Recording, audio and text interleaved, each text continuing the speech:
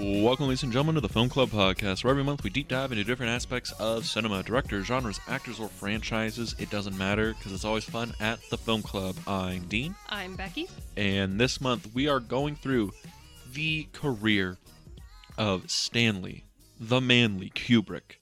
That's right. The love, the light of your life. The absolute goat of American directors. Yeah, I said it. Take that, Spielberg. They were friends. It was fine.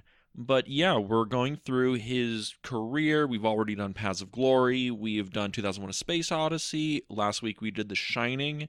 And Kubrick made two films after The Shining. Yeah. He made Full Metal Jacket, which both agree, good movie, great movie. Yeah, would have been a great way to end the month. But that's not how we're ending the month. We are ending the month with Stanley Kubrick's last film. One of his most controversial films.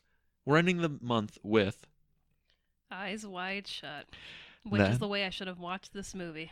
That's right. We are watching Eyes Wide Shut, arguably one of the greatest, if not the greatest, film of the 1990s. Who did you say it was? Dozens and dozens of people think that this is the greatest movie of all time? Dozens of us, damn it, dozens. I don't think it's the greatest of all time. I don't even think it's Kubrick's I don't know. best in the film. car, you were saying a lot. You're like, oh, this film's great. I don't know why you didn't like it. Spoiler. Didn't like it. Yes, yeah. Also, for everyone out there, this is also the second video episode we have done. So yeah, I guess we're gonna try and do a video episode at least once a month. Usually the last episode. That's what he told me. He's like, last episode of the month, Eyes Wide Shut. Damn it.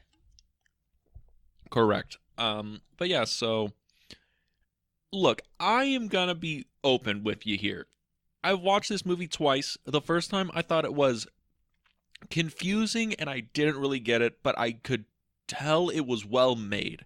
This time I watched it and I'm not gonna lie, I think it's one of the masterpieces. I think it's really, really good. You know, I love you. Yes. You know, we've been together for 10 years. Yes. Planning a future with you. Yes. But Not unlike the characters in this movie. No. But yeah, I what's wrong with you? What do you? This is a masterpiece. What's wrong? I don't even.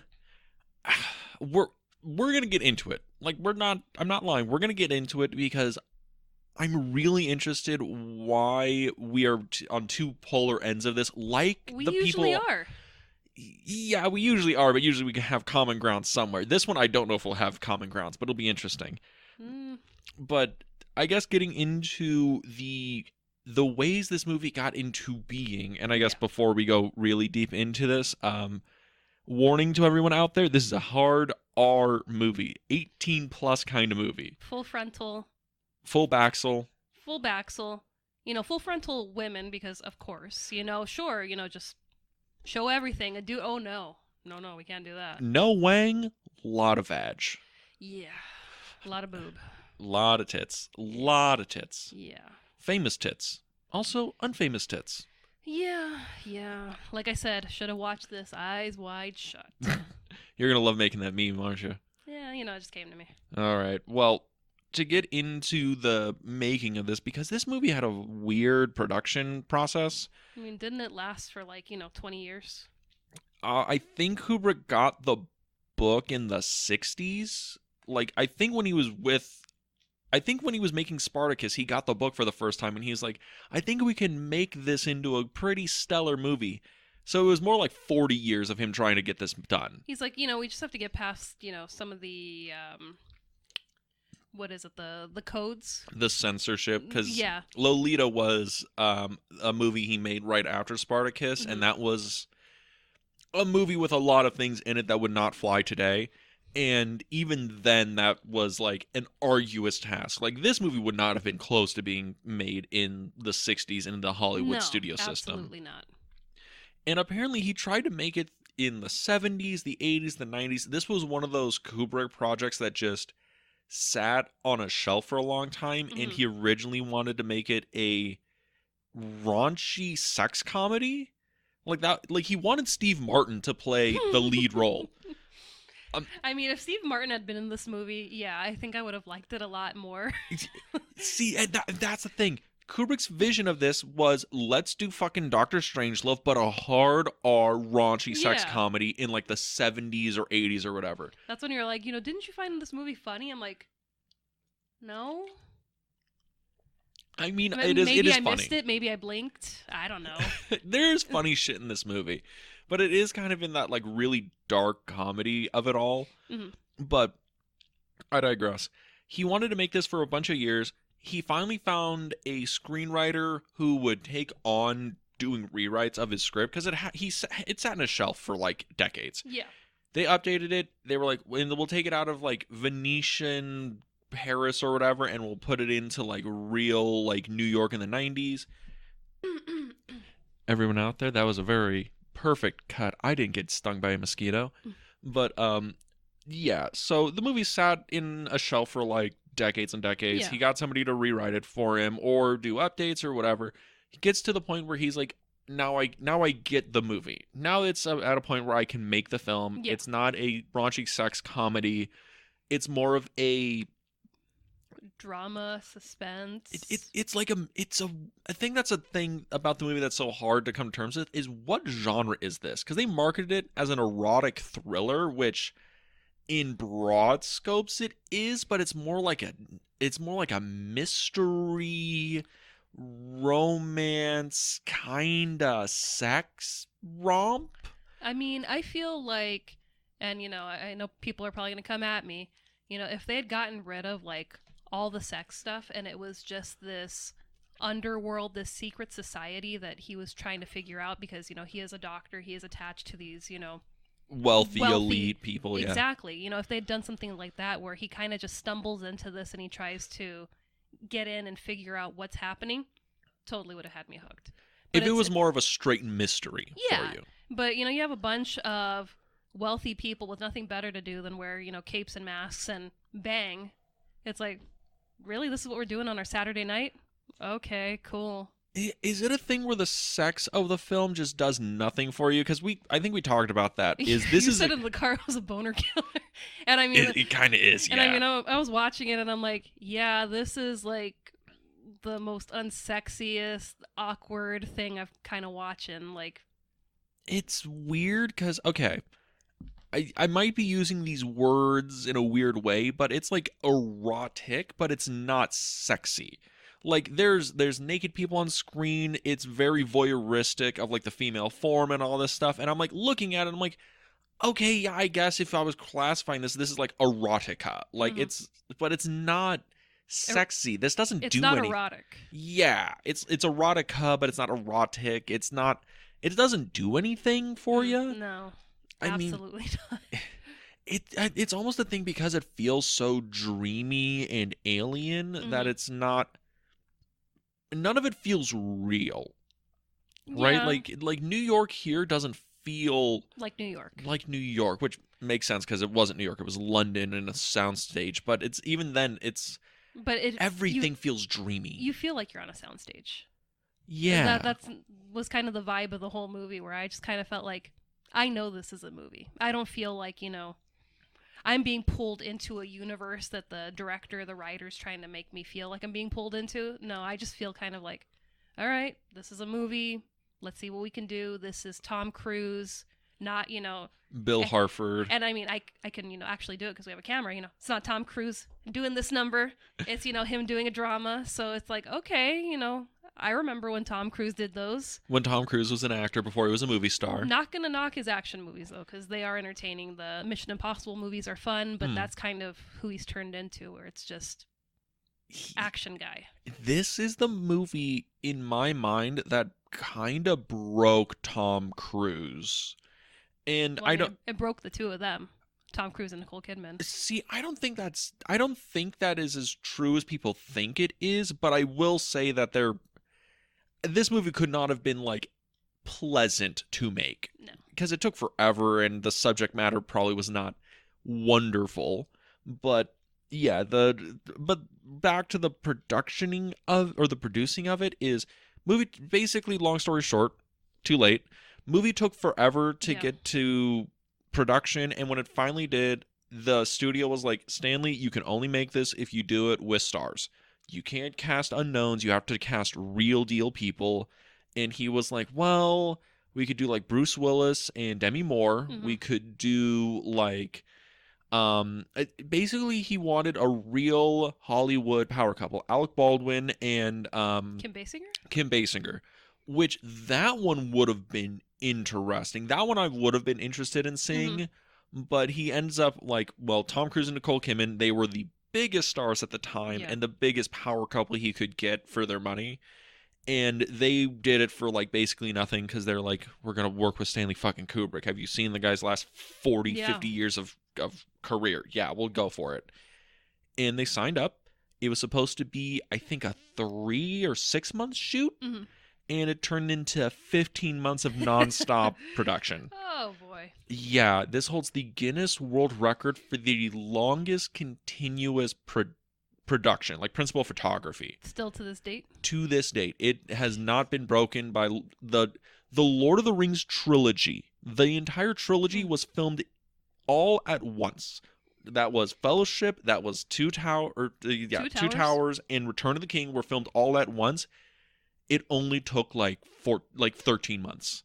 It took a little over a year. Yeah. This movie took like a year and a half to shoot, and this is like a 240 like drama thriller. Like that's what this is. It also only cost like $65 million to make the whole thing. And then we don't even get the thriller till like the latter half of the movie. I think yeah. I was gonna try and argue, but not really. Like the weird orgy sex stuff is like kind of the halfway point. Halfway, and then when he's being followed. Yeah. That's where we get the suspense and, are they going to kill him? What are they going to do? And it's just kind of like, no, it doesn't happen. Not that I, wanted his character killed, but, it goes with that kind of, you really should have listened and you really should have, stayed out of this. But And that plot point also calls into question as to what is this society actually all about? Like, do they want to kill him or do they just want to fuck with him? Like, is that what turns them on, is just their ability to fuck with people? Yeah. Yeah. Yeah. Yeah. I don't know. The movie I find very fascinating. Yeah. Even if I don't connect with it and love it and it moved my soul like other cinematic arts. Like, I find it fucking interesting. I think it could have been more interesting if they had taken it less sexual and more mystery. Interesting. Is it the thing where the sex stuff is... Do you think it's not executed well, or do you think it's just, like, gratuitous, or is it, like, does it make you feel uncomfortable, it's just or what? A bunch of rich perverts banging it out. It's like, what's interesting about that? Nothing.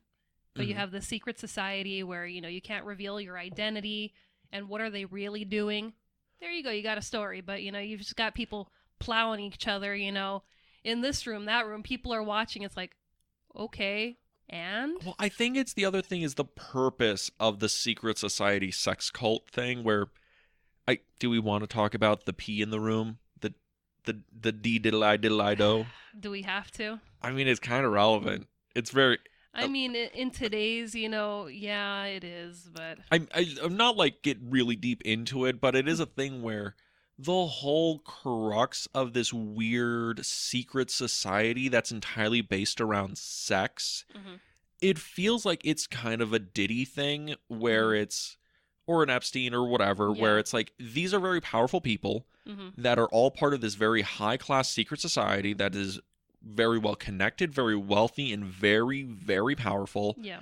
And they come to these big, weird, wild orgies to participate, but it's also so, like, it's kind of like the thing where in the mob, if one guy killed a guy, everyone in the room has to shoot him. So if anybody gets ratted out, they all go down. Yeah. It's kind of one of those things. All these people have to show up to the sex party.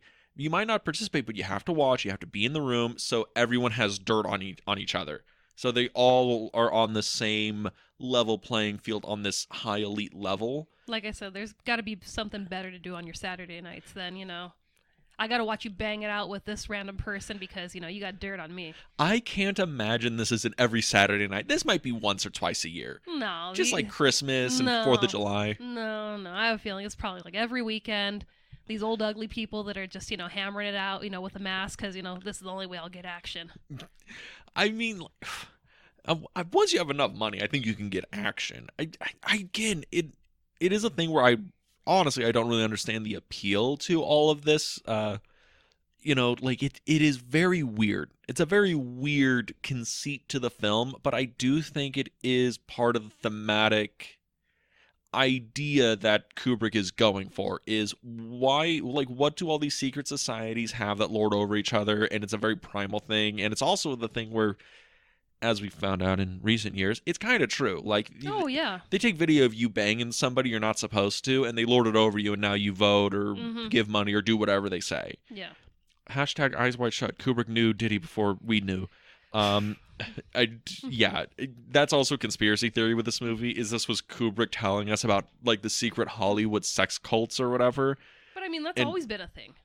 Oh yeah, that's always been the open secret, is Hollywood's filled with perverts. But it's the other thing where this is also just a pretty close adaptation of the book it's based on, Dream Story, which is literally the exact same thing as the movie. It's just set in turn of the century Venice as opposed to basically turn of the century New York, except different centuries, right? Yeah. But yeah, that is how the movie gets into being, what have you. Let's just talk about the movie itself, because it opens astoundingly with Nicole Kidman's ass. That is how the movie opens. Yeah. Image one is Nicole Kidman's ass with the longest back of all time. I mean, I love Nicole Kidman. I think she's a fantastic actress. I mean, she just has such great range, and she's able to do so many different roles and genres. And I was like, really? That's how we're going to open on Nicole? Mm-hmm. Just ass, and then, oh, she got to go pee. Really? That's how we're going to do this? Okay. Again, I think it's a thematic thing, and it's a character revealing thing, right? Let's open with showing Nicole Kidman, who I would argue 1999 Nicole Kidman, a pretty lady, solid 7, right? Opening with her basically naked in front of the audience, and it's like, oh, that's a pretty lady.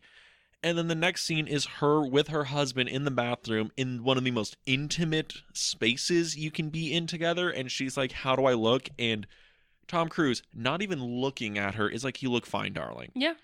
It's him being dismissive of his wife, even though probably the audience is like, dog, you're really not gonna... She's a smoke show, and you're just, I guess, so used to... The smoke show. Yeah, they're like, yeah, you're great, you're fine, cool, And I think that's a character revealing thing. And then when she's like, well, what about my hair? And he finally looks at her and he's like, you look lovely, darling. You look fine. And it's a thing where... It's like, you're bothering me, I told you look great, Yeah. Take the compliment. Yeah.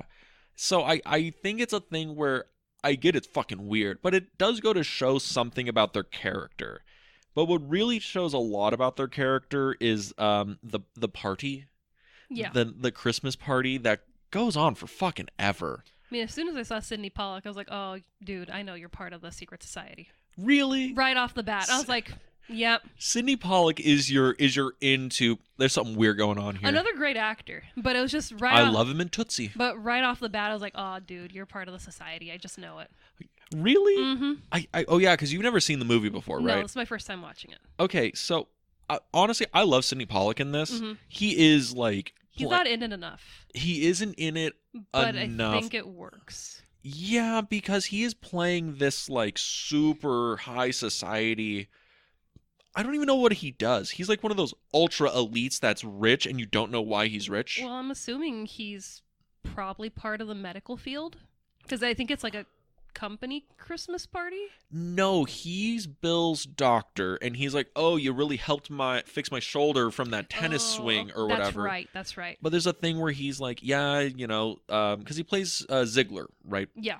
And it's like, oh, Ziegler has all these, beautiful art pieces down in his, gala or whatever, which is like the first floor of his manor.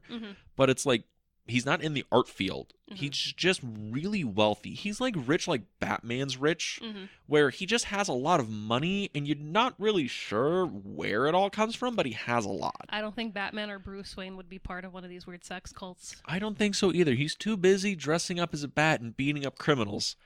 As God intended. As God intended. Happy Batman Day, everyone. Long live the bat.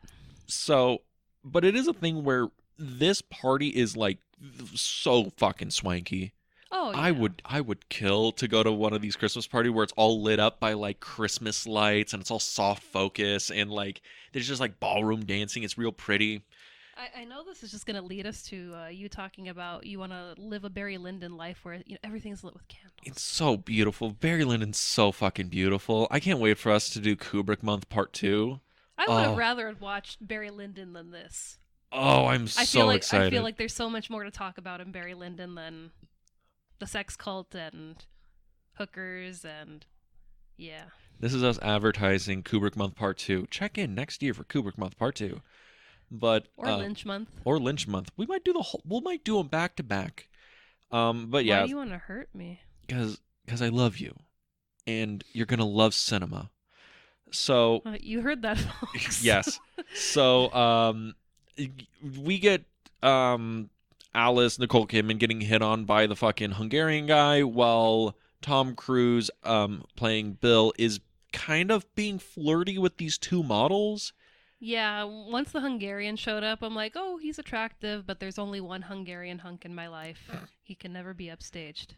Yes, he was not Dracula enough for you. No, he wasn't, but I was like, you're from the old country. It's like, I feel it, I sense it. I'm like, but no, you cannot take the platform of Bela Lugosi. Of course.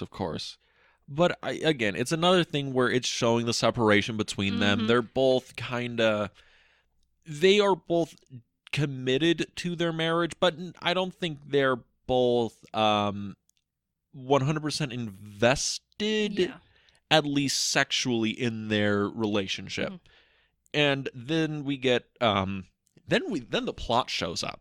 Yeah. When Ziegler calls, hey Bill, can you come up to the bathroom? I got a problem, And there's just this naked hooker there, like fucking ODing. Yeah. Just in his bathroom at the fucking Christmas party. We saw his wife like 10 minutes ago. Yeah, we did. Thoughts? Opinions? Would you have excused yourself for a nice shag at the Christmas party? With a hooker? Because, clearly not my husband because, where was the wife? Was she banging it out with someone else in the house? She got the pool boy or something? Probably. That's why I was kind of like, once I saw that, I'm like, can't say I'm surprised. Really? No. Did he give you creep vibes that early? Not creep vibes, but it's just kind of like, you're that level wealthy.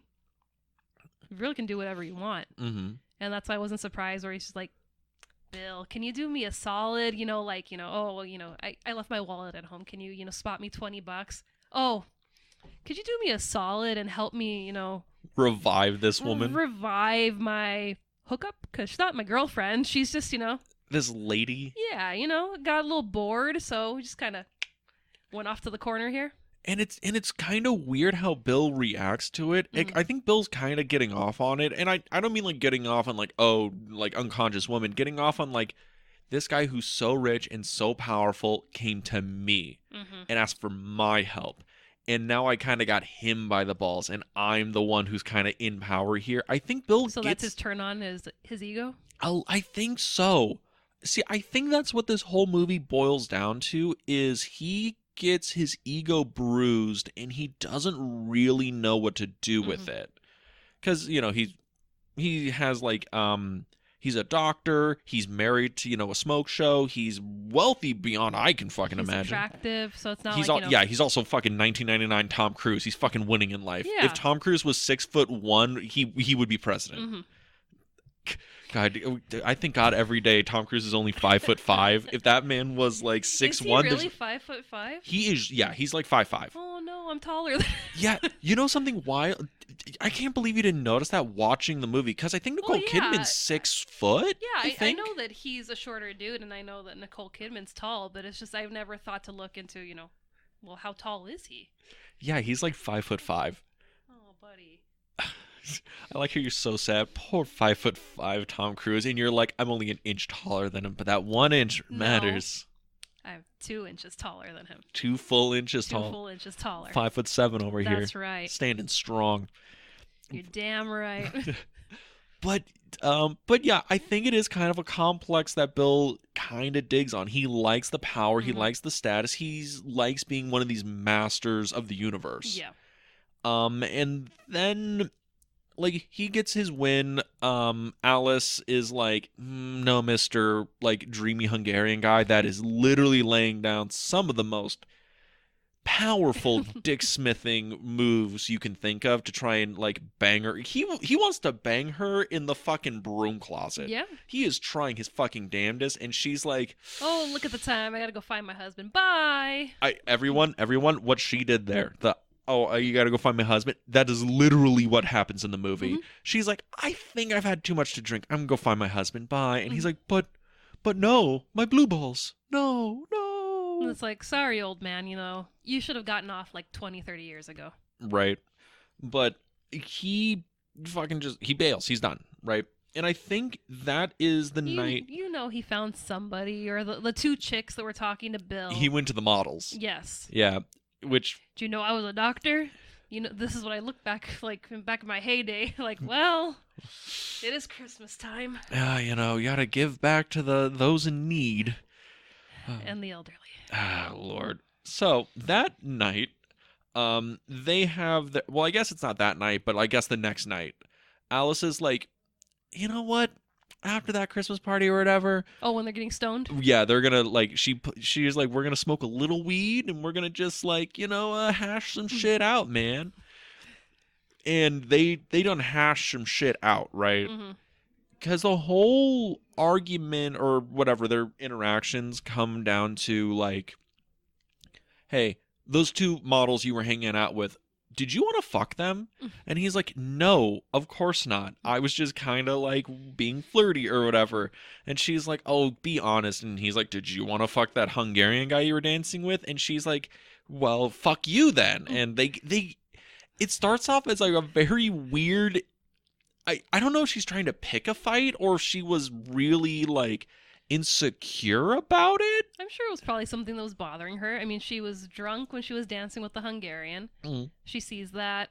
It takes the next day for them to, I don't know, get through their day of work and then, toke up and get high. And then it's probably something that had been eating away at her all day and that just finally came out. And it was like, it bothered me, and from just the little that we've seen in their relationship, it doesn't seem like they talk too in depth to each other. Yeah. It's just kind of, like, yeah, okay, you're breathing, okay, cool. But this is they're far too comfortable with each other. Yeah, so it's just a thing where I think that this was bothering her, and they don't really have a strong foundation of how they speak to each other in their relationship. It's very, on the surface, very superficial. And I think this was just kind of like, this is bothering me. I need to say something. Yeah, and it's kind of like, okay, going off of that, do you think their marriage is a good one? Because it's a functional one. It's a mask. You think it's a mask? It's a mask. What is it masking? I mean, it's masking that maybe they're not the most compatible partners. I mean, it's probably a thing of, oh, we're both attractive. Oh, you guys are such an attractive couple. Oh, you're, like, he's a doctor. She used to run an art gallery. Exactly. So it's like, okay, they're a power couple. Oh, you live on, what did they say? Like Park West or Central Park. Some fancy like more rich than I could possibly imagine high-rise apartment in New York. So it's like you're an attractive couple with really well-paying jobs. You have a beautiful home. You have the one daughter. You guys have it made. It's like, so it's a mask. It's beautiful on the outside, and behind the scenes, it's like we really don't have that much in common with each other. There's not really much to talk about, not a lot to say. It's interesting you say that because the scene before their stone thing where it's just like their day, it's kind of like they're sleepwalking through the daytime. Yeah. And it's like neither of them feel, I don't know, fulfilled, I guess. And I think that's a whole cornerstone of the movie is, they're I think I said this a little earlier. They're a marriage that is functional. Mm-hmm. Like they can function, they can be together for a long time. They are doing the things that a married couple should do. They go to parties, they this, they that, they fuck, they smoke pot, they argue, whatever. But there's no like deep, true, honest passion, and I think that's why her story hurts him so much. Yeah. So they're arguing, right? Mm-hmm. And Bill, Tom Cruise's character, hits her with the caveman view of female sexuality, which is, well, women don't think about sex. They don't think about sex like men do. Men think about sex all the time. Women are these sexless beings until men appear. And so that was the funniest part of the movie for you, right? That was the one you laughed out loud for? No, but I'm like, figures, he's still stuck in the Stone Age. Caveman view of women's sexuality. Yes. And she hits him with the, like, you are a fucking idiot. Well, she's like, I have a very rich fantasy life. I think about sex. And she tells him this story of, it was a year before the movie begins, of this naval officer they saw when they were on vacation. And she's like, I saw him for a brief second. Yeah. And I would have thrown our entire lives away if it meant I got to ride the bone train with that guy. And I mean, it's just, leave it to a fed up woman, a fed up wife, where she was just like, I know exactly where to cut him. Yeah. And she just cuts him at the knees. He's just like, huh? What? And I was just like, he's like, but I'm Tom Cruise. Look at me. I got a fucking six-pack. I'm a doctor. And she's like, yeah, but that Navy officer, God, he looks so fucking good. Oh, sweet Jesus. She goes like fucking hard in on this guy. She does. And she's like, I would have given up everything if it meant one passionate fuck fest with that guy. And fucking Bill's sitting there like, what? Like he's basically getting cucked in his wife's fantasy. And he's like, but my dad told me that women only like it so they could have babies. And it's just like, Bill, you're a doctor, dude. Like, come on. I know. You've been married for 10 years. Should you not know your wife by now? Or it's a thing where like... Was it just the once 7 years ago and after that, nothing? It's also the thing where it's like... I mean, we do see them like bang like the night, like when they get home from the Christmas party. Like that's a thing that happens. But it is a thing where like... The conceit of the movie, and this might be a thing that is why a lot of people just don't vibe with it, is Bill is so maybe traditional is the word we'll use in his views on marriage, relationships, sex, and like women. Maybe not the proper thing, but he's a very old style view of women's sexuality. I like how you say he's traditional, but dude's out till 4 or 5 o'clock in the morning going to orgies and being picked up by hookers, almost hooking up with hookers. I'm saying for this moment here, right? But it's a thing where dropping by the morgue to look at dead women's bodies. We'll get into that. It's so traditional. So traditional. Again, I'll say that though, because. I mean, traditional in the sense that he doesn't think women think like that.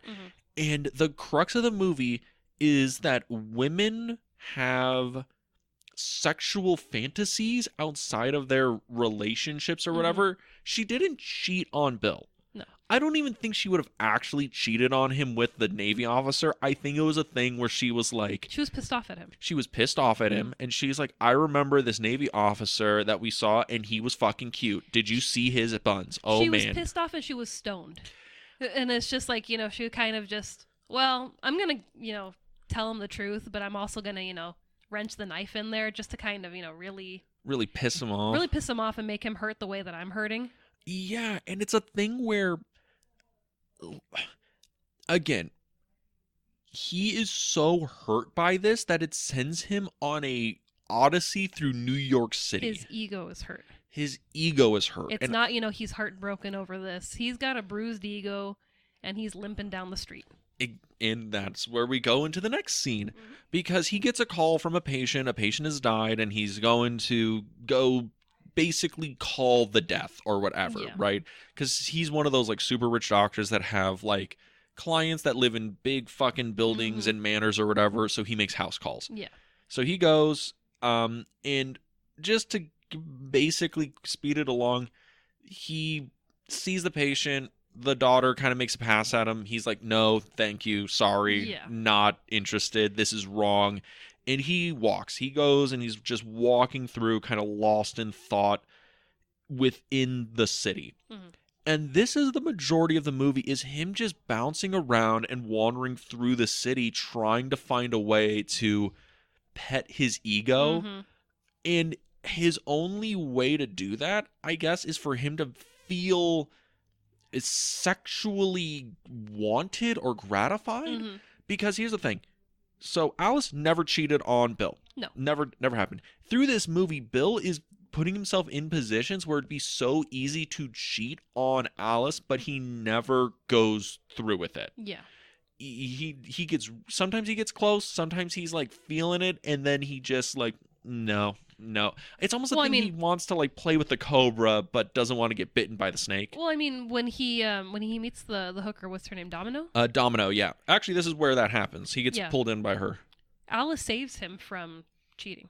Exactly. And then ultimately she saves him from what we later find out in the movie happens to Domino. Mm-hmm. So it's like, you keep playing with the cobra, and it's like, you've got, kind of like your guardian angel that's kind of pulling you back, it's like, stop it, you're being stupid, but I'm still gonna yank you back because you're realizing you're being stupid, but you're just being careless. It's kind of the thing where it's almost like the guardian angel aspect of it is, I think, an element of this, because Alice is like, what I did was a fantasy, it wasn't real. Yeah, and in his mind, we keep getting these images of the two of them hooking up on a bed, and it's like, well, it never happened. And I think that's an interesting element, is because he's imagining that. Mm-hmm. And it's the thing that's driving him insane, where he's like, I can't believe my wife had this fantasy. Oh my God, like that's the way she described it. Oh my God, I can't believe she wanted somebody more than me. We're married, we have this life together. And it's driving him fucking crazy. Mm-hmm. And she's the guardian angel being like, what I did was a fantasy. Yeah. You're trying to fulfill a fantasy, Mm-hmm. and I'm stopping you from actually trying to make your fantasy a reality. Mm-hmm. And that's a key theme of the movie, is it feels like a dream. Yeah. The book it's based on is called a dream story, right? Mm-hmm. And it's obviously on sets, or maybe not super obvious, but you can tell it's all on sound stages, Mm-hmm. or whatever. That New York doesn't look like real New York. No. It looks like a constructed New York. Mm-hmm. It looks like constructed Greenwich Village and all this stuff. Greenwich. Or Greenwich Village. Greenwich, whatever. Yeah, I'm from California. That's what you call it all the time when we tell you, no, it's Greenwich. Whatever. But it's a thing where I think that is intentional, is Kubrick's like, we aren't in reality. We're within somebody's fantasy world, Mm-hmm. and their fantasy world is driving them crazy. Yeah. Because, what did, people fantasize a lot about? It's probably sex shit. Mm-hmm. And this whole thing is this weird, dreamy thing that's not super concrete. It's all about these secret societies and these weird things where maybe they're real, maybe they're not real. Oh, they're close, but they're not like that. And I think that's a key theme of the movie, is Bill wanting to explore this dream world and then getting bit in the ass when it turns into a nightmare. Mm-hmm. And again, to speed it along, because we're like 45 minutes into this episode, is Bill gets pulled away from from Domino, and he's like, I'm gonna wander through city again, and he goes to the Sonata Club. Yeah. Which is a jazz club that early in the movie, the piano player at the Christmas party, his friend Nick Nightingale, great name by the way, Yes. was like, hey, I'm gonna play at this club, you should come down and see me, whatever. Yeah, we kind of forgot to establish that he meets Nick Nightingale, the piano player. They went to medical school together. Nick dropped out. But they were like homies in school, and haven't seen each other in a while. And it was a thing where Nick's like, hey, I'm going to be, playing at this club for like a week. Come visit if you have some time. Yeah. And that's why, when he's leaving Domino and he's walking and he sees the club, he's like, let me go check on my friend and see what we could hash out. And he goes, he meets Nick, and Nick's like, yeah, I've been having a good time. I got a wife and, 4 kids in Mm-hmm. Seattle. I'm just out here doing work. And Bill's like, wow, this is a long way to do for work. And he's like, well, the Christmas party's one thing. This is another, but I got this gig. They pay me 20 grand to play the piano blindfolded up in this big fucking manor in Mm-hmm. upstate New York. And Bill's like, really? And he's like, yeah, dude. One time they didn't tie the blindfold on right, and dude, I saw some shit, man. Mm-hmm. Oh, wow. And that's when, Deus Ex Machina shows up. He gets a phone call from these Mm-hmm. mysterious people. They give him a password to get in, which is Fidelio? Yeah. Yeah. Which rooted the Latin meaning means faithful, right? Go figure. Like, yeah, go figure. That's Mm-hmm. an intention of the movie, Yeah. right? Um, so Nick or Bill's like, look, dude, I gotta go to this party. This sounds like a fucking just what I need. Where he wants to go to a Bill's thing is he wants to go to a private party with these super rich fancy He's people. got the crazy eyes going. He do got the crazy eyes. And it's another ego boost thing. He's like, Mhm. oh yeah, I want to get this big status boost. I want to go to a real private swanky sex Mhm. party. Yeah, that'll stroke my ego. Oh, Mhm. maybe I'll pick up some strange, really show her for having a weird Fantasy. and also not even weird, like a pretty basic fucking Yeah. sex fantasy about like a good-looking guy at a hotel In uniform. in uniform. I mean, Like, wow, that's so unheard of. oh wow. So Nick gives Bill the address and says, don't tell him I sent you. If you show up, cool. Just give him the password, they'll let you in." You also have to wear a costume. Yes, the costumer. The And, old rainbow costuming. And Bill, again with the ego. Yeah, it's 3:00 in the morning. Of course I can go to this costume shop that I know, wake up the owner of the costume shop and get a costume. Do you like how Bill, every time somebody questions him, he flashes his medical credentials like it's a badge? Yeah, that, and I also like how this has to be, very much a dream. Dude never goes to an ATM. He just has fucking like he's just, $5,000 in cash. burning through cash, and it's, it's how much? Okay, I can pay that. And it's just like, when did you go to the ATM? I mean, it's 99. No, we had ATMs in 99, right? We did. That's why it's like, you can't have like, $10K in cash. Your wallet is not that fat. I mean, it's all hundreds. Okay. I want somebody out there to do the math. How much cash does Bill have in his pocket on the first night? Because what is it? He gives Domino like $200, right? Yeah. $300 For just talking. for just talking to him. He pays the fucking taxi guy the full meter to go out there, plus however long he's in there, because he's like, keep the meter running. I'll pay you whatever that is, and $100 on top of it. Mm-hmm. I could either be an hour or 15 minutes. So he had to have enough money to pay the full meter if he's in there for 2 fucking hours. And then 300 plus for the costume, the lost mask. Yeah, technically he pays that the next day, but I'm imagining he hasn't hit up an ATM. He has to have like over $1,000 in fucking 20s, 50s, $100 bills in his pocket. Probably. In 1999 New York, where earlier in the film he gets fucking shoulder checked by a bunch of frat bros that call him a bunch of names we can't say on the podcast. We can't say that. But yeah, it's very interesting. Bill is balling out of his mind, and he's still like, I don't Can't think say it and won't say it. Exactly. He's balling out of his mind, and he's like, man, I don't think I'm good enough. I look like Tom Cruise. I have a 6-pack. I have Nicole Kidman in a house on the Upper West Side or whatever, and I have all this money, but God, I just don't think I'm good enough. Fucking rich white people problems, I swear to God. But he goes to the costumer. The costume guy is creepy and weird, and he has a weird setup with his and he's daughter. not even the costume guy. He's the guy that's running the costume place while the other guy's away. Moved to Chicago.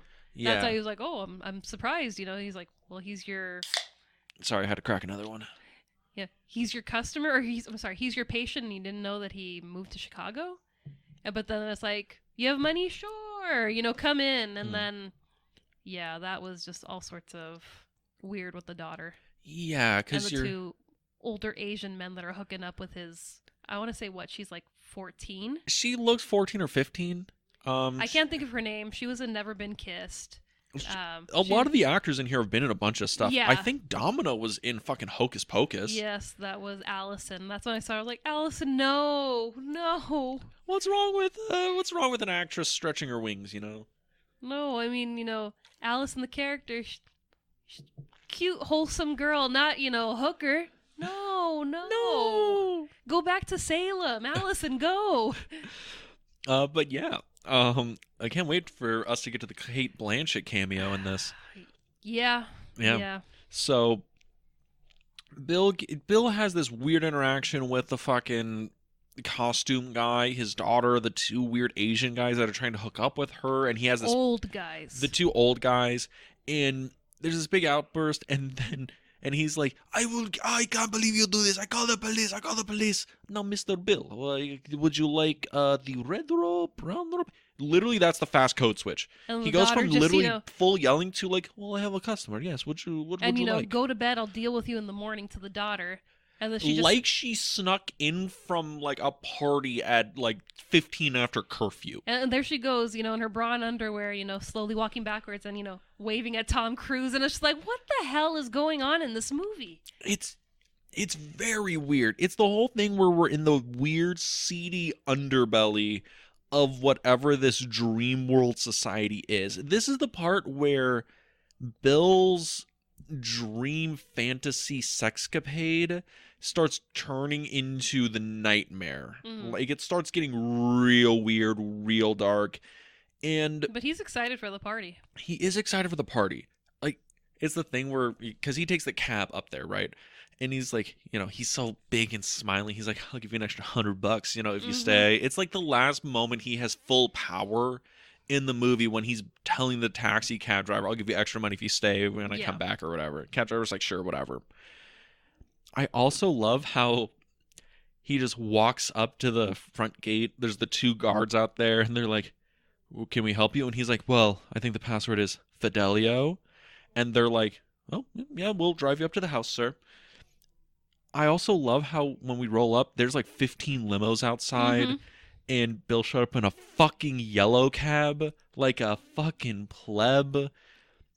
I'm also imagining all the limo drivers are just in like a lobby just fucking smoking, like... Or they're taking naps in the back of the limo. They're like, I fucking come out here twice a fucking year. They pay me $5,000 to not say anything, but fucking Christ, I'm here all night. I think it's every weekend. It's no way it's every weekend. No way. I mean, if they're willing to do this, it'd probably be like a every weekend or once a month kind of thing, I could get by with once a month. I still think it's maybe a once or twice a year thing, but the real hardcore once a month. All right, guys, it's almost that time of year, almost that time of month. Oh my God, do you think they have like a memo list? Like it's like a newsletter? Like this is early, email days. Oh my Lord, that's like that. I want to see those like early website like MySpace things. Like, could you imagine this weird sex cult has a MySpace page, like a private MySpace page? Don't try to ruin MySpace like that. Don't tempt me. So, so Bill gets into the party. He lies, whatever. He has his costume on. They ask him the password. He gives them the password, and then they're having this big fucking orgy ritual cult ceremony thing. There's incense. Yeah. They're all in masks and robes, and it's this very formal thing. I don't really know what it's about. Nick's in the corner, blindfolded, playing the piano, and it's just like going for it. Okay. Okay, the weird, like, I know how everyone's like, well, that's just how the elite play their games or whatever. I'm like, I don't think so. I think it's way more mundane than this. I don't think they're in robes and this and that. I think it's more like, hey, so we got some blow. Here's some hookers. Enjoy your evening. No snacks? Okay, so what snacks do you think Diddy had on site? God. I'm not even getting into that because obviously it was a bruschetta board or whatever. So don't be trying to ruin bruschetta. Don't try to ruin charcuterie boards. Charcuterie boards. Thank you. Don't try to ruin that. He's like, we about to have our freak off. Bring the charcuterie board and the baby oil. Ugh. Imagine. I can't wait for the deposition of P Diddy. And it's not going to be televised. Oh, really? No, because it's a federal case, I think. Oh, that's fucked up. I want. I mean, No, it I took wanted them that. what, like a month or two, or a month and a half, just to arrest him. That's true because he fled Florida and he was in like upstate New York when they caught him. I think so, and then I think he got denied bail twice. Yeah. So it's like, yeah, I don't think it's gonna be televised. I think it's just gonna be whatever they need to do, and then they'll probably tell us, hey, here's the laundry list of things that he's been charged for, and this is how long he's gonna be locked up for. You either start ratting people out or, Dr. Bill's going to pay you a visit. So. Oh, please. Bill has no clue what he's doing. That is, yes. Yes, 100% yes. Okay, when Bill is in the mask and the getup or whatever, and he walks in, what do you think he was expecting? Because I don't think he was expecting ritualistic, ceremonies. Dude was thinking, I'm in Phantom of the Opera. I'm going to the masquerade. This is going to be awesome. The girls are going to flirt with me. They're going to think, I'm their midnight hero. And then he just walks in the room. He's like, oh, God, what did I do? What is this? It's a thing where it's like, was he just expecting a more raunchy, a Christmas dance party? Yeah, was he just expecting, a raunchy Christmas party like the beginning of the movie? Probably. But he's like... Oh no, that guy's in a red robe and he's got a staff and there's incense and those bitches are real naked. They probably have a couple of snipers on team, I go running out the front door, they're going to take me down. Oh, God. I'm not going to be able to, Tom Cruise run my way back to the cab. Oh, God. It is really fucking, weird and scary, the whole situation. Because it's a situation where it's just there's no bullshitting your way around some of this stuff, right? And they finally are like, okay, everybody, the ceremony's over. Break off into your teams and whatever to go and do your marathon fuck sessions. And a woman grabs Bill and, ushers him away. And she's like, you got to get the fuck out of here, guy. And he's like, I'm sorry, I don't think you have me mistaken for somebody else. She's like, but Bill, I just got here. He's like, I just got here. Also, I think you have me mistaken for somebody else. And she's like, Bill, okay, my guy, get the fuck out of here. And she's like, wait, he's like, how the fuck do you know who I am? I'm in a head-to-toe fucking cloak with a mask on. And this is our Cate Blanchett cameo. She is not the naked woman. She's the voice. She is the voice. Because I guess the actress, because this was filmed in England, had a pretty thick English accent. And it's supposed to take place in New York. Yeah. And Cate Blanchett, who is an English actress, can do a really good American accent. So she was like, I'll do it for you, Stanley. I get to be in a Stanley Kubrick movie and not have to do 7,000 takes. Naked. I feel Cate Blanchett fucking won the Kubrick actor off, being like, Alan Cummings, who had to do I loved Alan Cummings' role in this movie. He's great. Also, it's one scene, and I think he was shooting it for 2 months. And he also just recently won an Emmy for The Traitors. You need to watch The Traitors. It's on Peacock. Highly recommend. It's a really good show. Yes, and also I lost my hat. You've been in the process of losing your hat. I've just been watching it slide and then sit on the back of your neck. I'm like, does he notice? Do I need to get up and take it off for him? I did not notice. I don't know how long that's been going It's been like that for a little while. Oh, well, goddamn. Okay. Well, it's back on. Tinfoil hat, well established. So that thing never leaves your head. So, Bill is like, whatever, I'm just going to vibe in the party because she gets taken away by another gentleman caller. And he wanders around the party, and we just see some just on tables, on couches, against the walls. I don't know. I mean, it was just kind of like eyes wide shut, my friend, because I don't want to see these old wrinkly dudes, banging these. They're not old wrinkly dudes. Is the thing. They're like. I don't know, guys in their 30s, 40s, or whatever.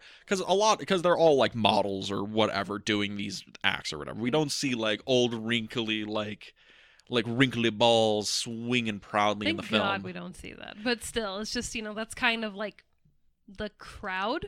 Because, I mean. You're assuming the crowd airs real old money, real old, real wealthy kind of people. it's like they've kind of run out of things to do. It's like, well, we can only go skiing so much. We can only, go sailing so much. Let's do some weird sex shit with random strangers. At what tax bracket do you hit weird sex shit?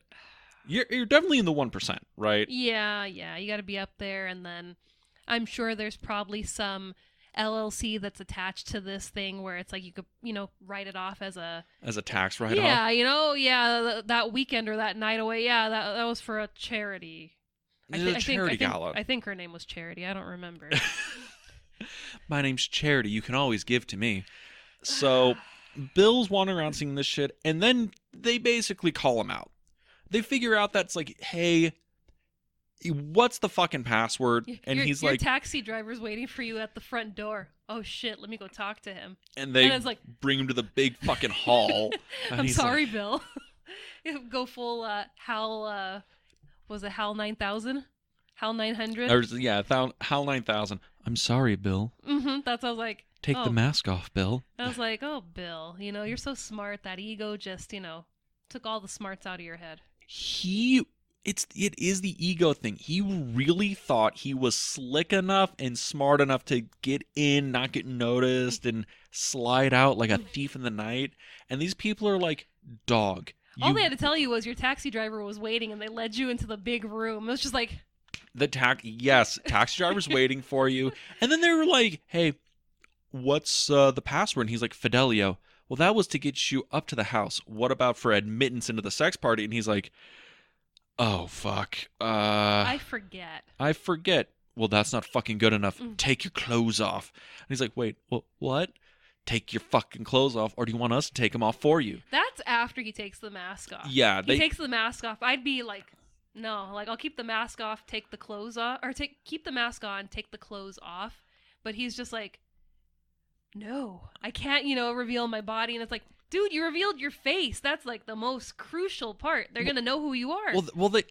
They already know who he is. They already know who he is. But it's the other level of the ego thing where it's like that's full humiliation for him to be made that small. And we also for anybody that'd be complete humiliation. Oh yeah, exactly. And I think that's a thing Kubrick is getting on is like it's all about Bill's ego and how he feels so small after what his wife says to him, and now these people are gonna make him feel real small again. And then the mysterious woman, voiced by Cate Blanchett, is like, I offer myself as tribute to release him. I know. That's the I'm like, what the fuck? Like, okay, all right. And they're like, full headdress, and she's just like, I'll die for him. And it's just like, why? Bill's such a dumbass. Like, no, let them beat him up or do whatever they're gonna do. It's so fucking weird. It is so fucking weird. So, but we figure out why, because she's the woman that Bill saved at the Christmas party, and she's doing him a solid and saving his life, and you save my life, I'll save your life, whatever.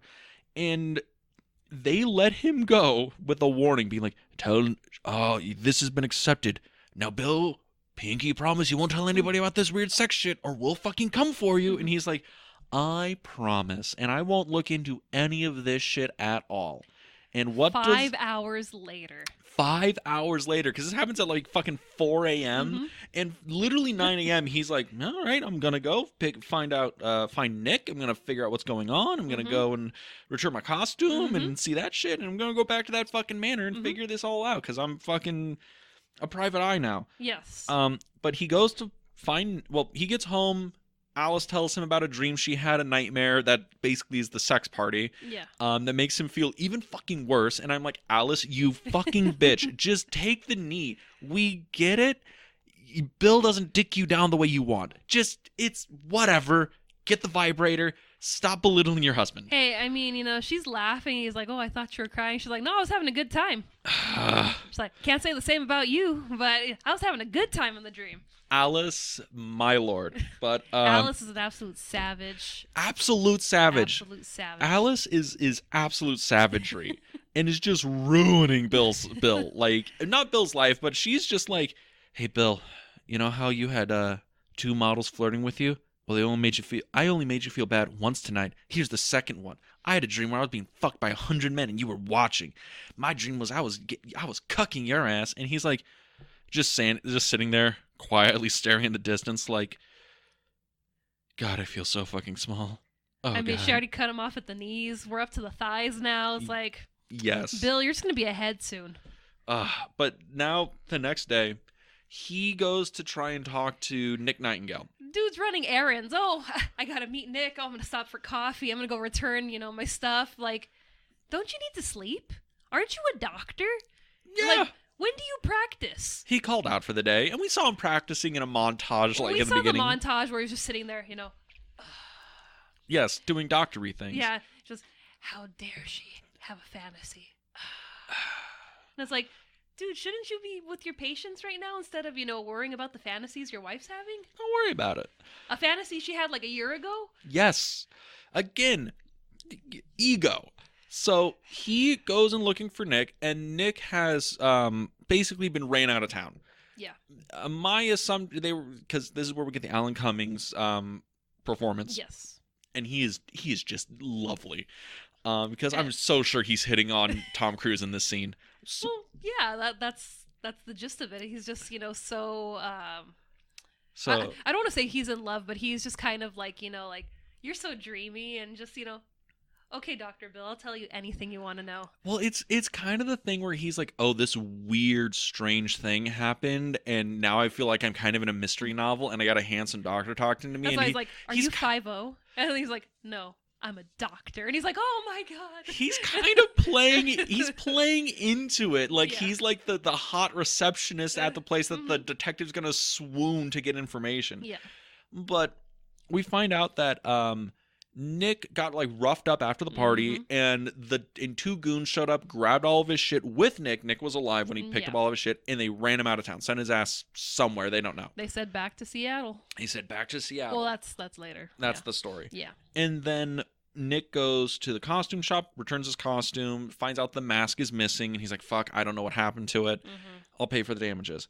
And when he's leaving, he realizes he's being followed by somebody. Some old dude. And he's following him around Greenwich Village. There you go. And he ducks into a cafe with a newspaper and hides, and finds out that Mandy has OD'd. She is dead now. Well, he doesn't know that. She's OD'd. He goes to the hospital to go check on her. Yes, he goes to the hospital to check on her, finds out that she's dead. Yeah. Then and he's like, show me the body, damn it. God damn it. I will be the one to say that she's dead. And then, the orderly, pulls her out and he's like, oh man, she's dead. Oh my God. It's like, yes, if you'd looked at the documentation, it said she's passed. She's hella dead. But boom, see that right there? Seamless cut. I totally didn't drop the camera. So, he's in the morgue, sees the body. Oh my God, she's dead. And Bill's kind of at a loss, right? Because now there's like human consequences to his actions. Yeah. Right? Everything up to this point is still in that fantasy realm of nothing has consequences. It's kind of like the whole thing of like a plot in a porno. Yeah. Where it's like the sex in pornography has no consequence. That's why it's fantasy. Because, sex in real life has consequence. There's like pregnancy is a thing. STDs, this, that, the emotional connections, right? And for Bill, the ego is bruised. He goes out to experience something and try and like feel it, and through all of this, now there's human consequence. Yeah. And a life has been lost. And then he decides to go visit Domino. Yes. And I think he does it like before it's around this time, because this all happens in like a couple of scenes. Yeah, it's the same night that this is all occurring, or this has been one long day. Yeah. And he goes to take pastries to Domino to kind of like, sorry for kind of being weird last night. And also it might even be him trying to be like, I know I chickened out last time, but God damn it, I'm going to go through with this. I'm going to get my ego stroked. And fulfill my duty or whatever to myself. Yeah. And she's not there. No. Her roommate Sally is there, and Sally's also a woman of the profession, and she's kind of leading, putting the moves on Bill. I want to call him Jack. Yeah, putting the moves on Bill, and Bill's kind of into it until Sally's like, "Okay, we got to stop. I got to tell you something." Yeah, because she, at first she's not going to let him in, which is smart. She's not letting this man enter the apartment, and then he goes, "Oh, Ladies, don't trust Tom Cruise when he knocks on your door at 9 in the morning. any Don't do it. any dude that knocks on your door, and it's not 9 in the morning. We're in the evening now. Don't trust Tom Cruise when the sun goes down. Xenu follows us all. I mean, he was a vampire. He was a vampire. And he really hasn't aged too much. True. So. But, he says, okay, well, I brought some pastries. Just let her know, Bill stopped by. And she is like, "Oh, you're Bill. Domino talked about you. She said, you're a very nice man." And that's when, she lets him in. She flirts with him. And then she goes, "I got to tell you really what's happening with Domino." She found out she was HIV positive. Yes. And this is 1999, AIDS epidemic of the 80s. This was... Yeah, I mean, by this time, there were medications, but it's still very early in... Yeah, it was to the point where it was terrifying information. And you just see the heartbreak on his face, I think, as a doctor, but also just as a human being, because I think they genuinely had a connection. And because, she's young, I think he just kind of felt like, wow, you are a really nice person. I've only known you for, maybe like 10 minutes, but it's just like, I wouldn't wish this on you. Yeah, and it's a thing where she was the only fantastical, or the part of the dream scenario of his, like, escapade that was, like, a genuine, right? Like, he genuinely tried to make a connection or whatnot, and it goes back to the thing where, Alice's guardian angel pulled him away from, one, making a huge decision that would, like, you live out this fantasy, then it's real, then it's something that has consequence you have to deal with, but also the consequence of you would sleep with her, you would get HIV, you would set yourself up for the inevitable. Yeah. So it's like you see the ways that Alice saved him.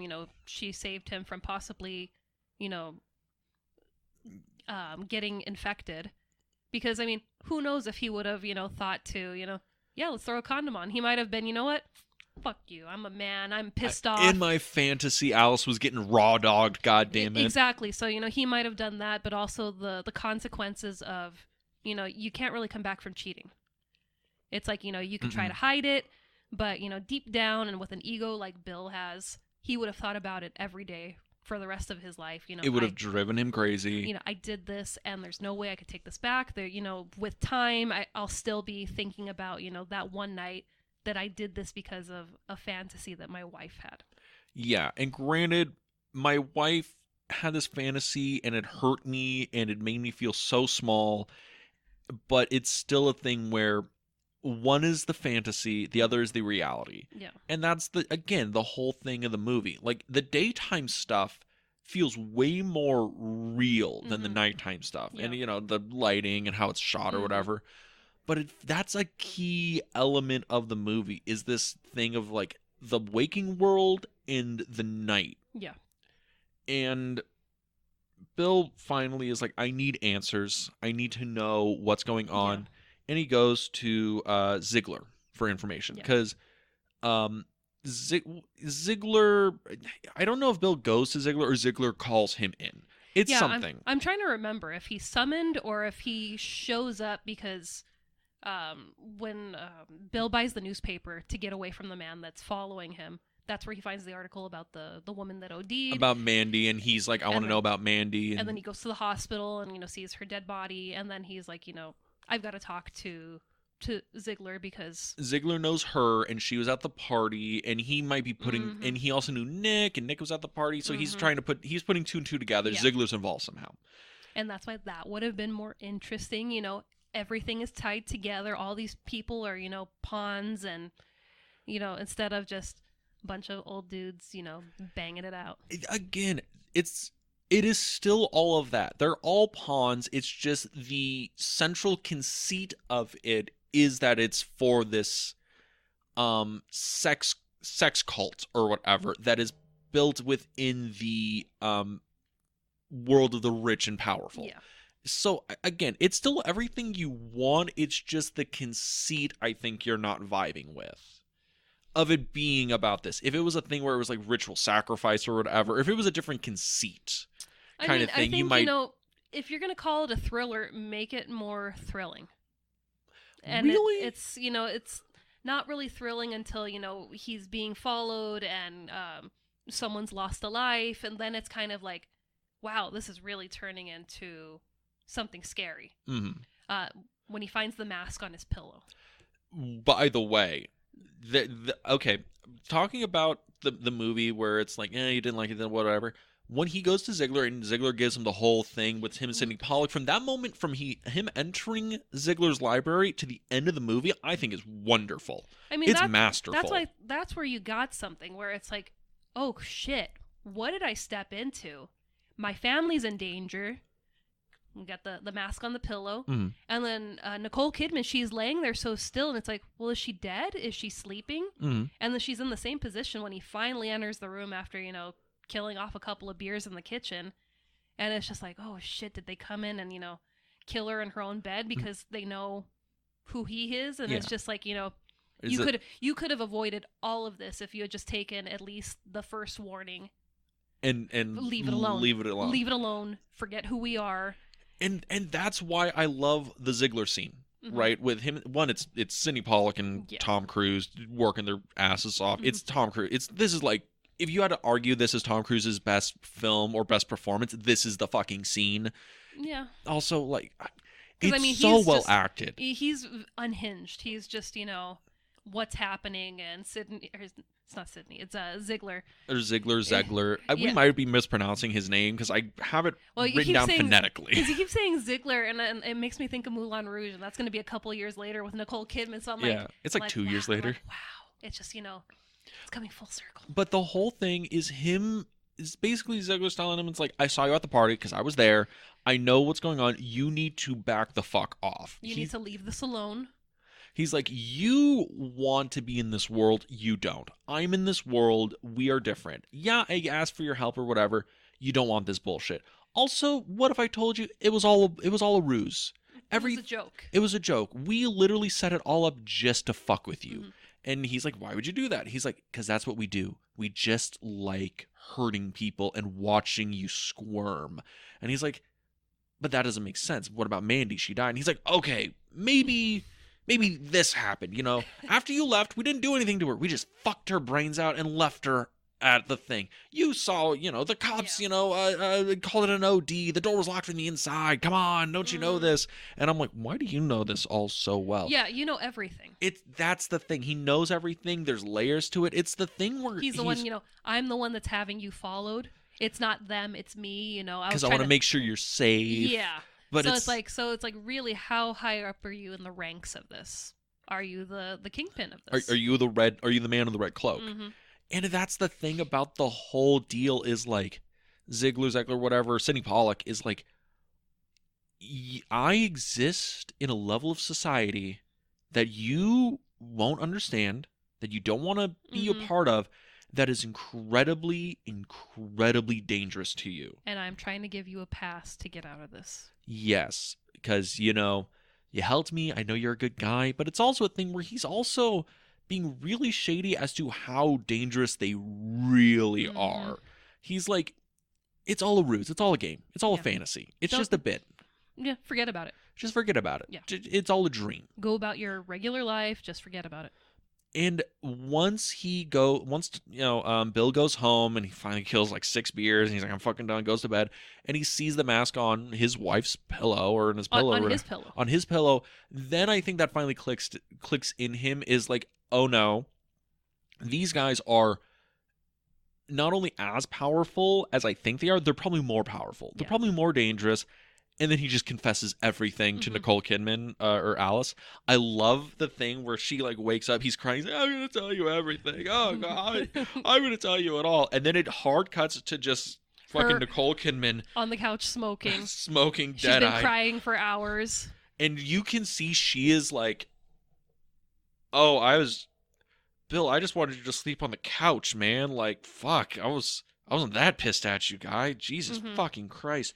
That's literally how it feels like Yeah. from her end, is just like, yeah, I wanted to like hurt you because I was kind of mad you were flirting with those two I supermodels. was jealous. I was, I was yeah. jealous. You made me feel insecure. You kind of made me feel bad about our relationship. And it's like you took it to this whole level where people came into the apartment. They could have killed her, his child. It's like you just completely rocked our world because you got jealous of a fantasy.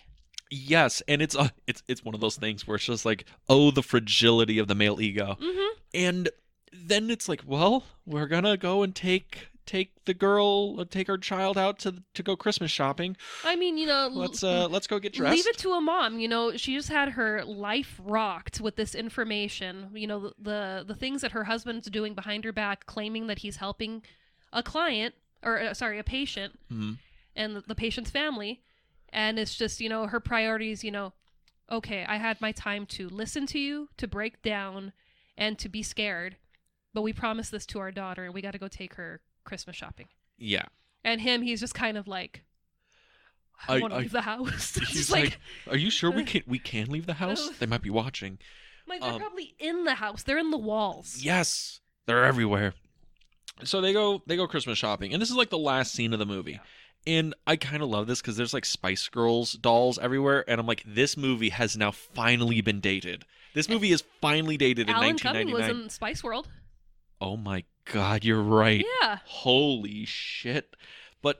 But that's like that's just one of those weird things about the movie, is it feels kind of like timeless in a way until the end, where it's just like, okay, now that dates this movie. No, it feels like the 90s all the way through. Really? I was alive for most of it, so yeah. Oh, I that's You were kind of fresh to it. Yeah, it happens. But they go through this thing, and they kind of have a very candid conversation about everything that's been going on, and kind of recommitting themselves to each other, Yeah. and them both kind of seeing each other in a new light. Yeah. Both of them can like understanding their relationship has now changed, Mm-hmm. that the dynamics are now changing, and that they can still be together, Mm-hmm. but they have to do something very, very soon, maybe even as soon as possible. So stupid. And that is fuck. Yeah, that was so Cut to black. Best ending of a movie no, ever. That's so stupid. So good. It's like, really? That's how you're gonna end this movie? That's what we're gonna do? Just fuck. Fuck. That's it. No, you gotta say it with some gusto. Fuck. No, that was my gusto when you told me we were gonna be watching this at the end of the month. I was like, But again, the whole movie, I think, has a point. It has themes. It's constructed. I can understand, relate whatever different things, but I can see Bill as a character and his journey, mm-hmm. and I find it fascinating. I might not relate to it so much, but I do look at it and I'm like, okay, no, I really like seeing this character go through this arc and come out on the other side the way he does. And I'm curious, why do you hate good films? Why do you hate depth in cinema? Why do you have to like boring movies? This is They're boring well most of shot. the way until we get to the latter half. Then we start to pick up some traction. Where do you think it gets exciting or stops being boring, I guess? It stops being boring at the orgy when they pull him into the big room and they're like, "We know you're an imposter." I see. That's when it's, you hit the suspense with, well, what are they going to do? Because, I mean, you're in the secluded part of New York. It's like, they could just kill you and drop your body off somewhere off the road and, no one's going to find you for a little while. So it's like, that's where it kind of picks up. But leading up to this, it's just kind of like, Bill, you're a dumbass. Like, really? This fantasy has triggered you so much. You're willing to throw everything out the window just to get her. And it's not even to get her. It's just to, make yourself feel better. Yeah, I bagged, however many chicks I thought I was going to bag at the orgy. And it's like, no. You got people coming to your apartment and, put a real good scare into you. I'm like, was it worth it? I okay. I see where you're coming from, because I do agree. The first half of the movie, because I think the orgy is like the midpoint, I think. Don't quote me on that. But the first half of it is 100% just a very slow, methodical character study. It's not until the orgy happens that there is tension introduced where anybody feels in danger. Yeah. Because up to that point, it is just Bill deep in his fucking feelings. And yeah, and I think you kind of have to like at least get some sense of understanding for his ego bruising to vibe with it, I guess. I don't know. It might have just been a thing where I thought fucking Tom Cruise was doing a really good job of playing fucking broken, that I could get along with it. I mean, I wasn't getting too much broken. I was getting more, I'm gonna get you because you kind of got me. And it's like, dude, it was just a fantasy. Like, drop it. Like, I'm sure he's probably thought of, other women when, he was hooking up with her. And that's the thing. That's kind of the thing that sparks their argument, is him being like, I don't. He's like, I might have a flicker of a thought every once in a while, but I don't have fantasies. I'm dedicated to you. Blah blah blah. He's doing the thing where he's just like, I'm not like the other guys. I'm not like that, babe. So it's one of those things about the movie that I find interesting, is that it's a very it's a broad strokes look at a married couple's or a relationship, and a broad strokes way relationships hit tension, where it is like the sex thing, right? People can argue it's like, you can be in a sexless marriage for 40 years as long as you love each other, and it's like, you got to get your rocks off eventually, right, guys? Like, come on now. So I think it's a thing where he's talking about the whole sexual dynamic of a marriage transforming over time. Like 10 years, the sexual dynamics has changed. And the most simple thing that probably everyone has done, this weird sex fantasy about a sailor, has ruined him to the core. And he doesn't know how to process that, because he thought their marriage was lovely and perfect and wonderful, and how could she think of another man other than me? And she's like, honestly, I'm kind of doing this because I don't think you think I'm sexy anymore. That's kind of the crux of her argument, is I don't think you find me attractive anymore. You don't even make eye contact with me. On the basic of basics, you don't make eye contact with me. You kind of just, talk at me. You don't talk to me. So it's like... It's kind of the thing when she was at the party and she was like kind of liking that Hungarian dude dancing with her, because she's like, another man like finds me sexy. Yeah. And my husband is so whatever, he's talking to these two like models or whatever, and it's like, he's engaged, he's laughing, he's he's being flirty. Yeah, and it's just like, he's not giving me that. And that's a core thing in the movie from both the characters that I find compelling and interesting, is they are both coming from places that are uniquely human. She is angry that the man she is married and dedicated her life to and has a child with does not still find her attractive 10 years in, or sexy. Maybe not attractive, like sexy. She's like, I'm fucking Nicole Kidman in 1999. You saw my ass, right? Like, again, solid 7, honey. And Tom Cruise is like, my ego is broken that my wife, the woman I've dedicated my life to, the love of my life, doesn't, in her fantasies, doesn't want to be faithful to me. Like, her fantasy is being unfaithful to me, and that hurts him to the core. And it's a thing where the both of them are hurt people. She lashes out at him for his slight, and he tries to lash out, and it just goes horribly wrong. He implodes their life. Over a fantasy. She doesn't go on to say, I have multiple fantasies. She tells him, that she has things that she's interested in, but it's like, as her husband, shouldn't you have been asking those questions? Hey, if things are slowing down. Do you want me to get... Could you imagine? He's like, oh, you have a fantasy about a fucking sailor? Stay right there, honey. And he walks out and he comes back in and he's in the Top Gun uniform. It's like, dude, if you have it in with a costume person, you you make it happen, Captain. So it's just like, come on. Make it happen, Captain. Yeah, but it is a thing where it's like, again, this movie could easily have been a comedy if he went that way of like, oh, you have a fantasy about a sailor? All right, then. And he walks out, comes back in a pirate's costume. Again, Steve Martin would have killed this movie. Oh, definitely. So, but again, I think the movie is incredibly well made. I find it incredibly, like, both of them are coming from human places. I find the mystery compelling. And I think they needed to lean into the mystery more. I see. But overall, you're on the side of, okay, you're on the side you don't like it. Do you think it's bad? I guess that's the question. Because I know I can tell you didn't enjoy it. Maybe not even until like the last hour. Oh, everybody, we got a dog in the studio. It spooked us a little bit. Yeah, dog just got in. But, okay, doggo. But again, you might not have liked it till the last hour, but do you think it's a bad movie? Deep in thought. I mean, I don't think it's a bad movie. It's a so-so kind of movie. Because it's like, I just feel like there was so much more there that could have, been done. And yeah, I just, I don't recommend it. But if you're a purist like Dean, where, or not a purist, a completionist, where you're trying to work through the works of Stanley Kubrick, obviously you need to watch it. Okay.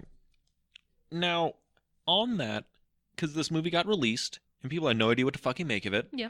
And on that note, Stanley Kubrick wasn't alive to even argue what the merits of the film. No, because he died, what was it, like 4 days after this was shown at Warner Brothers? Yeah, so Warner Brothers needed a cut of the film to be like, we need to see the movie because it needs to come in at an R, so we need to see a complete cut of the film. So we know if we need to change anything or do whatever to market it or what have you. So they were like, all right, cool. They send it in, and 4 days later, he dies. Yeah. Sends it in from England. I think he dies before it even shows up to Warner Brothers, or shows up to Warner Brothers and he passes away.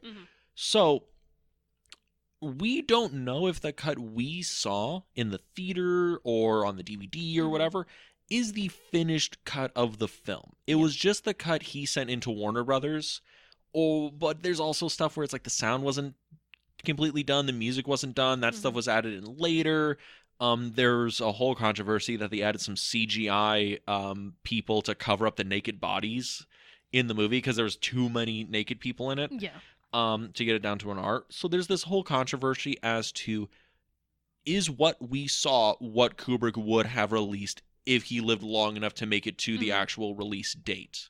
Because the difference between him releasing this, or him giving Warner Brothers this cut and the final release date is like 4 months or 3 months or something like that. And he was famous for editing his films up until like the day before release. Yeah. So, again, I would love to see what this movie would have looked like if he lived to release date. But we've gotten some quotes here of people who are very close to him. Ivan Vitali, who was his like right-hand man from The Shining on, or Barry Lyndon on. A lot of the people who were closest to him said that he thought this was going to be his masterpiece. He thought this was the best movie he ever worked on. Arlie Emery, who played Sergeant Hartman in Full Metal Jacket, said, I got a phone call from Stanley. We were talking about stuff. And he said, yeah, this might ruin my career. It might be the worst thing I ever produced. So it's a weird thing to know what he thought of the movie before it got released. But all we can say is what we have is what we have. And judging it solely on what it is, I think it's in the upper half of Kubrick's filmography. I think it's really good. For me, I think, with the filmography that he has, this is... Well, yeah, his filmography's fucking immaculate. That's why it's like, I don't think this is up there with some of the stuff we've seen. I'll agree to disagree. It is a thing where it's like, again, I had to see the movie fucking more than once before I finally came around to it. The first time I thought it was kind of weird, but yeah. For me, I feel like it's a one and done. You think it's a one and done? I did it. I watched it. We talked about it. We did find some interesting things going on in the movie. Yeah, but it's just kind of like, think of Stanley Kubrick. I don't think of this. I understand, but I guess that leads us to the final resolve here. You not recommending it. I do recommend it. Yeah. it's a 50-50. One thumb up, one thumb down. Yeah. Just like everyone who saw this on release had no idea what the fuck to make of it. Yep. But yeah, any final thoughts on Eyes Wide Shut? Tom Cruise, Nicole Kidman, Stanley Kubrick, Alan Cummings, the star of Chimp Crazy on HBO. You and Chimp Crazy, you're obsessed with that show. I'm obsessed with Tiger King, and Chimp Crazy is the sequel. Yeah, you are obsessed with Tiger King. But no, that's it. That is it. Eyes are wide shut now. We have reached the end. Stanley Kubrick month. We did. Favorite Kubrick film of the month? Is it The Shining? Easily The Shining. Yeah. Least favorite Eyes Wide Shut? Yeah. I mean, Paths of Glory. That one really pissed me off. But I mean, there was heartbreak. There was story. There was, It was 90 minutes. So much wrongness. This one was just like, bruh, keep it in your pants. And you didn't even take it out of your pants, and you still caused all this trouble. Wow. Well, I loved all these movies. I think they were all great. Of course you did. I'm easy. But yeah, that leads us to the end of Stanley Kubrick month. So that's the end of the month. So next month is a whole new theme. And it's the best month of the year. It's October, which means we're going to be doing something spooky for the year. Yes, we are. What are we going to be doing in October? So October, because I think last year you got to run October because it was horror comedies, if I remember right. I believe so. It's been such a long time. Such a long time. So Dean got to block out this October. Yes, this October is entirely Dean. Mm-hmm. We're not going to give you the movie, but we're going to give you the theme we're running with this October. Yes, because we want to surprise you. Because it's the 90s horror trends. Or it's the trends of 90s horror. So we have stuff from the movies that were ripping off Scream, because that is a whole genre in and of itself. Mm-hmm. We have the slasher revival, all the classic, killers you remember. Mm-hmm. And also the revival of the universal gothic horror stuff of like the 40s and 50s and 60s. The 90s were a weird time. And we're going to cap off the movie with a surprise film that will completely end the 1990s. Yes. But yes, look forward to that. We're going to surprise everybody what our first episode is, because we don't know which one we'll record first. Yes, we're going to pick that very soon, and you guys will see that soon enough on our Instagram. Yes, but speaking of that, where could they go to find these episodes? Well, if you want to listen to us on a different platform than you currently are, you can find us on Apple Podcasts, Spotify, Google Podcasts, and YouTube. Yes, you can go to our YouTube channel on the Film Vault. That is the Film Vault on YouTube, because the Film Club was taken. Yes, it was. Yes, and you can go there to see all of our back catalog and the video versions of these podcasts we are posting, because we're trying to, feed into the YouTube algorithm. They don't like slideshows so much, so we're trying something different. But you love slideshows. I really do. That's 90%, or 99.9% of our content so far. But if you wanted to find out what else we're doing, you can check out our socials at the Film Club Podcast on Instagram, where we post upcoming episodes, upcoming guests, random adventures we go on, and we'll be plugging this episode once it drops on YouTube. Yes, we will. And with that, we'll see you next week at the Film Club. Have a good week, everybody.